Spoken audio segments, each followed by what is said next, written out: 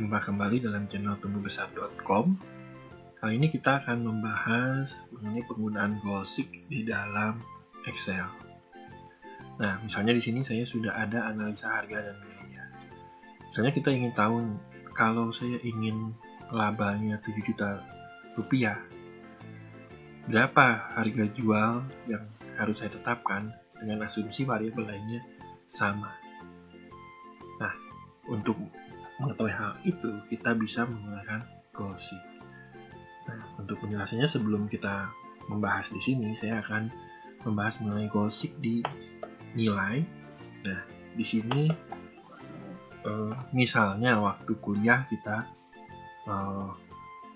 pasti pernah misalnya UTS sudah keluar nilainya, tugas sudah keluar, terus kita ingin tahu saya UAS-nya harus dapat berapa nih ujiannya supaya bisa dapat A atau B atau C misalnya.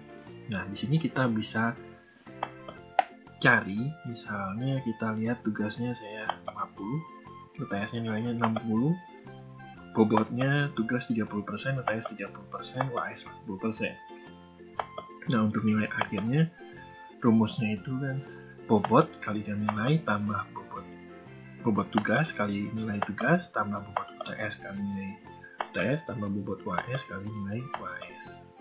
Karena nilai UAS-nya belum ada, saya kosongkan dulu ceritanya. Nah, nilai akhirnya kita tulis di sini rumusnya yang tadi, atau bisa juga dengan fungsi di Excel, sum product. Nah, kita akan menitikberatkan dulu di goalseek-nya, jadi kita tidak akan membahas dulu tentang lebih dalam tentang sum product. Nah, sekarang kita masuk ke data, what if analysis, lalu goalseek.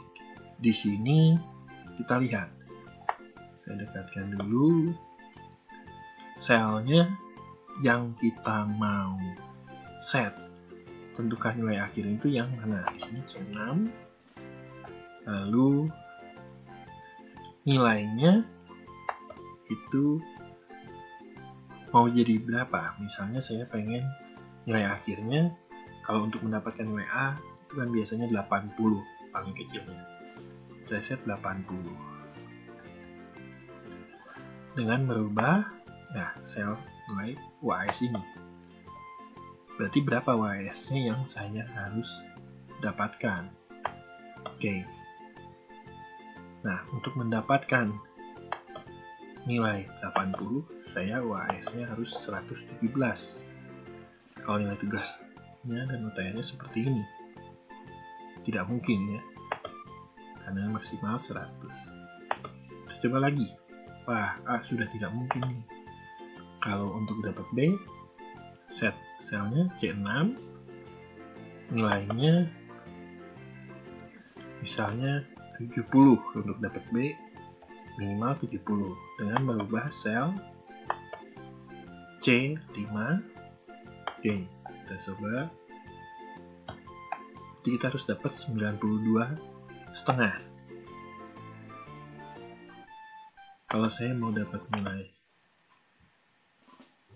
C, sini C6, C itu minimal 60 dengan merubah sel UAS C5. Maka kalau untuk dapat C, saya dengan nilai 67,5 saya sudah dapat C. Nah, jadi kalau hanya ada satu variabel yang kita perlu cari, kita bisa menggunakan goalseek ini. Ada tujuan yang ingin kita capai. Di sini tujuannya adalah nilai akhir. Nah, untuk mencapai tujuan itu, kalau dalam kasus ini, nilai tugas, nilai UTS, dan UAS. Nah, nilai tugas dan UTS sudah ada. Nah, cara untuk mencapai tujuannya, yaitu nilai akhir 60, misalnya C, itu kita berarti untuk variabel UAS-nya, kita harus mendapatkan 67,5. Oke, nah, sekarang setelah lebih jelas tentang goalseek ini, kita coba aplikasinya itu dalam analisa laba. Sekarang kita masuk dalam analisa harga dan biaya. Di sini harga jual satuan 1.700, jumlah terjualnya 30.000, total penjualan 51 juta, biaya variabel per unitnya 600, Jadi kalau kita menjual 30.000 unit, 600 kali 30.000, biaya variabel keseluruhannya 18 juta, biaya tetapnya 27 juta. Nah, total biayanya 45 juta, laba ruginya 6 juta. Nah, kalau kita ingin analisa, kalau saya ingin, tujuan saya ingin meningkatkan laba menjadi misalnya 7 juta rupiah, berarti misalnya saya ingin tahu berapa harga jualnya. Misalnya saya ingin menaikkan harga jual dengan asumsi variabel lainnya tetap, jumlah terjualnya tetap, biaya variabelnya tetap, biaya tetapnya tetap. What if analisisnya kita pakai Goalseek.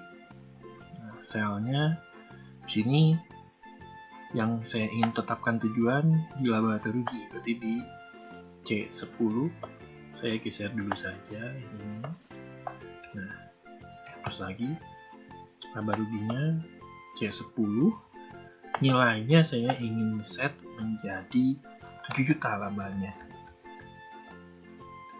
Dengan merubah sel tadi harga jualnya saya pengen rubah. Jadi berapa saya harus menjual supaya bisa untung 7 juta.